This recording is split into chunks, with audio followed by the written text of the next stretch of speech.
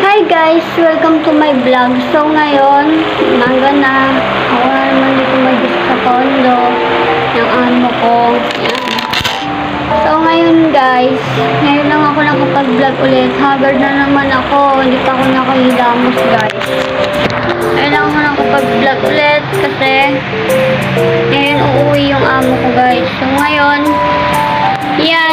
yan yung pusa na yan na makulit. Yan yung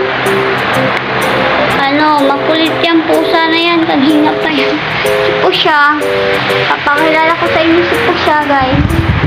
Si Pusha. Yan si Pusha. Yan si Pusha guys. Sobrang kulit niyan guys. Sobrang. Hindi talaga siya So ngayon guys, ito yung pintuan. Yan. Tapos ito naman yung table niya. Diyan nakalagay yung mga makeup niya. And ito guys, TV and electric fan. And ito naman, bintana. Bintana to guys. Ito ang bintana niya. And guys, ayun na naman. Pinukot-kot na naman yung charger ko. Yun lang.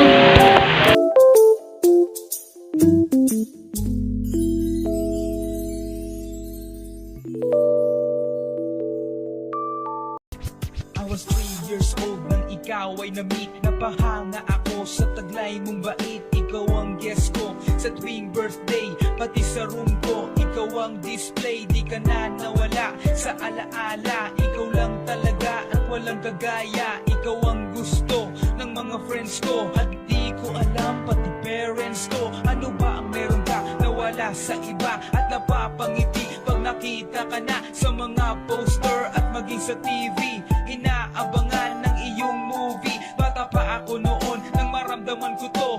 Ayoko ng iba, ikaw ang gusto ko. At sa aaminin ko, maniwala ka, mas gusto kita kaysa kay Darna.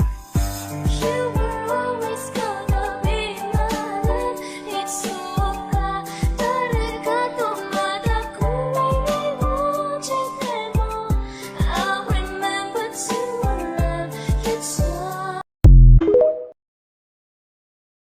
Alpha ka-single, walang ka-date sa 14. Alpha ka-single, alpha ka-single, alpha ka-single, walang ka-date sa 14. Alpha ka-single. Parabang nakulog ako sa mataas na bangin. Di ko na malayan dahil sa iyo